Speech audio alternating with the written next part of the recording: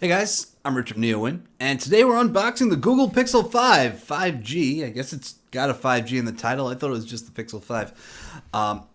I'm excited about this. As you can see, I have several Pixels on my desk. This is the 3A XL. This is the 3XL, and the designs have changed over the last couple of years, right? So this Pixel 3 XL had this sort of two-tone design, and that's kind of signature Pixel look. The first three generations kind of looked like that. Then they moved to what some people called the Desire Pixel look, which is a shout out to HTC Desire, and it's got that it's got a black border with a white back, or different color backs, but different color borders as well. And then now we're going with pretty much flat colors. And so this is the Pixel 4a. It's the regular 4a. I don't have the Pixel 4a 5G just yet. It's really interesting to me, though, because they announced the 4a, I don't know, July-ish, right? A couple of months ago. It was supposed to come out in May. Might have actually been August, but it was supposed to come out in May. And then a pandemic happened. Things got pushed back. And like the thing is, like when you name things after generations like that, the flagship was the Pixel 4 that came out last October. And the 4a comes later. If you wait until the next generation is coming, then 4A just seems old. Now you launch a 4A 5G alongside the 5, but whatever. You know, this is an awesome phone. It doesn't have wireless charging, doesn't have 5G. So the thing is, the Pixel 4a 5G sits right between the 4a and the 5, where there's still no wireless charging in the 4a 5G, but you have the two camera sensors that you have on the Pixel 5. You have Snapdragon 765G processor. So that's what Google went with this year. So back to the Pixel 5. It does use a Snapdragon 765G. Now, the issue with that is that it makes an upgrade proposition a little harder. We do have an ultra-wide camera this year. Google caught a lot of flack for adding a telephoto lens here instead of an ultra-wide, or instead of just using three lenses like everyone else does. And this year they got rid of the telephoto lens and they went all in on ultra-wide. So, honestly though, the thing is that like you can go up to 8x zoom on this and it still looks pretty good because they do a lot of computational stuff to make that good. And but the thing is, you could go up to like 7x with this single lens and it's still pretty good. So really, that telephoto lens wasn't really helping too much.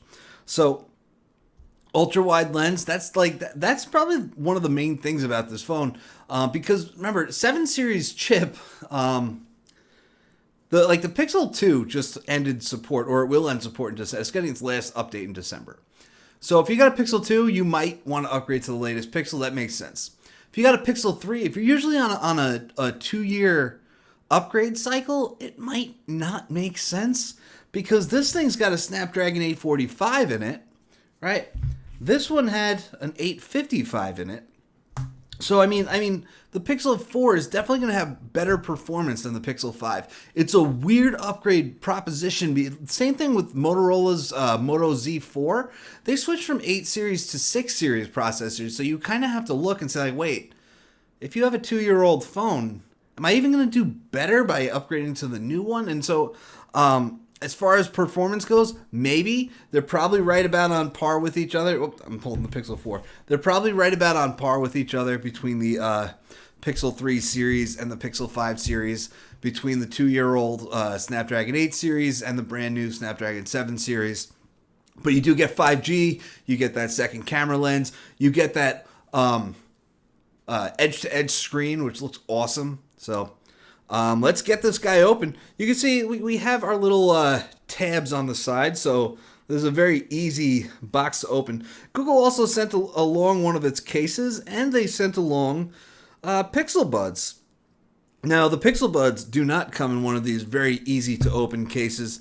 They come in a regular plastic wrapped case. So here's the device. The color is called Sorta Sage.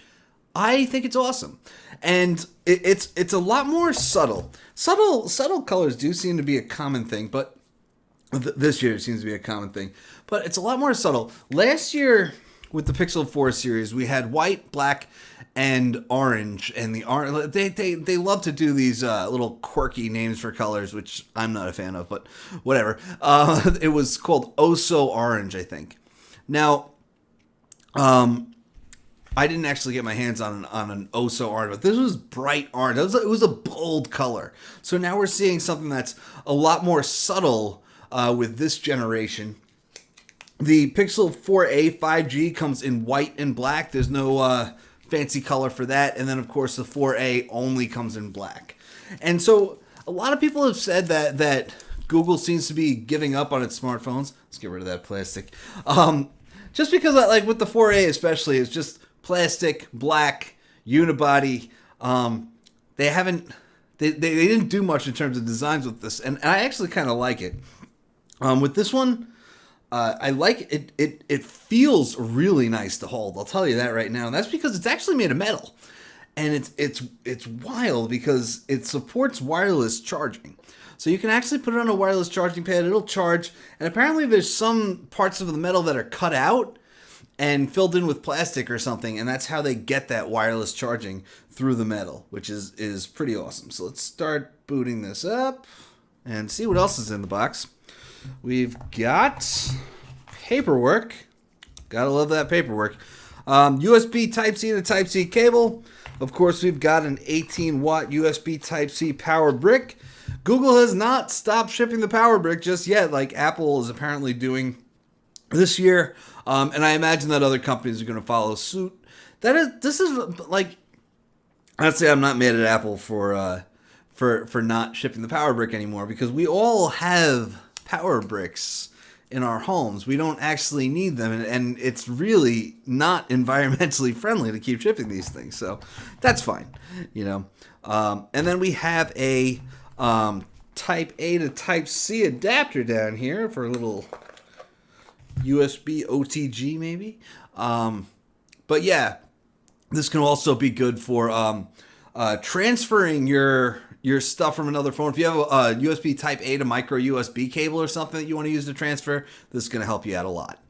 We're just over here finishing setting up and copying all of my apps from the phone I was previously using.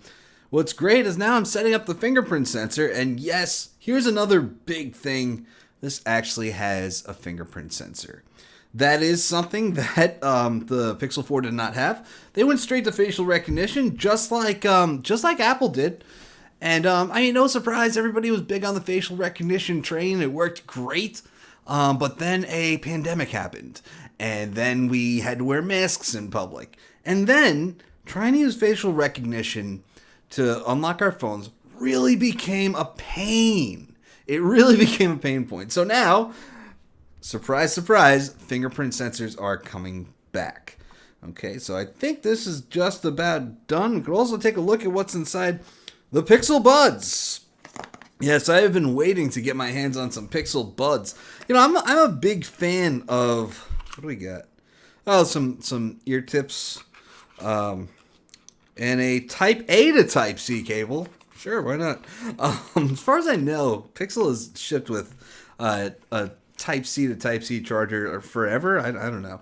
But anyway, I appreciate having the truly wireless earbuds that come with phones, you know, or in the ecosystem as the phone. So say like with Huawei, I use the Free Buds, and with a Samsung phone, I use Galaxy Buds. All right, so we do get a new default wallpaper on here, and you see it's got some little animation there, and we do have a 90 hertz OLED display on here, which is quite nice. And so that's another thing that you're going to get over, say, a Pixel 4a, or the 4a 5G for that matter. Those devices do have OLED displays, but they're not 90 hertz. Now, the Pixel 4 had a 90 hertz OLED display as well, but of course, this one is edge to edge. And one thing is you can barely tell where the screen ends and the bezel begins. That's one of the benefits of OLED. You get that true black. All right, and if we pulled out something that's maybe white, I don't know. I'd have to find something that's actually white. Most things have dark theme now. So we could pull up maybe Neo in. There, you can see now that screen goes right to the bottom.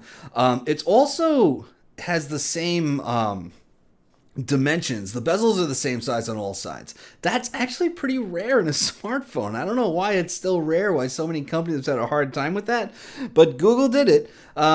Apple's one of the only other ones that I've seen that does it. So like I said, we do have a fingerprint sensor on the back. It's where they used to be back when we had fingerprint sensors. Two cameras. One of them is the main sensor. One is ultra wide. And then, of course, you have the flash on top. That design hasn't changed. It's still that square with rounded corners, which is fine, I guess. I mean, if that's what you're into. I feel like it's a very common design this year. Just rectangles with rounded corners in general as the camera housing. I just wish companies could get a little more original. I like to see circular camera housing. That's kind of rare, but it's nice. I don't know. The power button is this glossy green color, which is nice, but it's a little different from a lot of the Pixels that we've seen in years past. For example, the 4A that I've got right here, this has a white power button on the black body. And then you can see on all the units that I have, pretty much the same story. Oh no, actually, I'm sorry. The Pixel 3 XL had a black button on the black body. I could go through them all. This white Pixel 4 XL had an orange button on a black border. So I mean that's always been something that I've kind of liked. The I don't know what they called it, not purple or whatever. On the 3A has a yellow button. I always thought it was kind of cool that they give you a way to just kind of see which button is the power button. So I still like the design. I wouldn't use a case on this, especially since it's made of metal, which is actually kind of exciting. When it's made of metal, that means that the back is not going to shatter. A lot of companies switch to glass backs because it's pretty. Because remember, metal, you can't do wireless charging through metal in general. So you could do it through plastic, you do it through glass, but plastic to most people feels cheap. And so companies went with glass. And the problem with going with glass is that it means that the phone can shatter. The back of the phone can shatter. So this is going to be a pretty sturdy phone. It's pretty cool.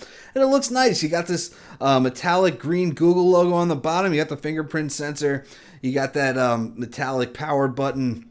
And other than that, it's very minimal. You don't have that glass back with the stainless steel frame look that everybody else is going for. You got an edge-to-edge screen, which I'm very impressed with the bezels. You've got the hole punch camera cutout. Looks nice, and I'm gonna enjoy using this phone. I love Pixels. I love the camera. Like, the camera on a Pixel smartphone is one thing that's just not replaceable to me, and they're really good. And like, everybody has a night mode now. Almost every smartphone camera is passable. I don't care about cameras in the same way that I did a couple of years ago, because now everybody's got a night mode and everybody can take at least decent pictures, but there's something about it. The colors look natural. It can handle different kinds of lighting. Things look like they're supposed to look.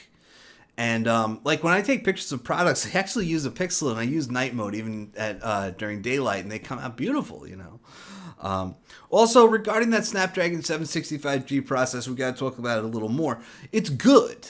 I don't want to get it wrong where I'm saying it's not good. It's good. I've used several 765 devices, and they're excellent. And I've often said people don't need a Snapdragon 8 series processor. It's overkill for most of the people that buy a flagship phone, because when you buy a flagship phone, you're probably not buying it for the processor. You're buying it because it has the best camera, the best display, stuff like that. And then when you want the best camera and the best display, that usually comes with the best processor and also the most expensive processor. So if someone's building a flagship phone with a Snapdragon 765, it can still be the best phone if you're not like playing games or whatever, and I mean like serious games, But yeah, it's good. It's just like it might not be much better than a Pixel 3 in terms of performance, and that's still fine. But it's just something to be aware of if you're thinking about upgrading. So yeah, I'll have a review on this soon. I always have a Pixel with me. It's a device that I love, so looking forward to spending time with the Google Pixel 5. Anyway, guys, that's it. I'm Rich from NeoWin. Have a great night.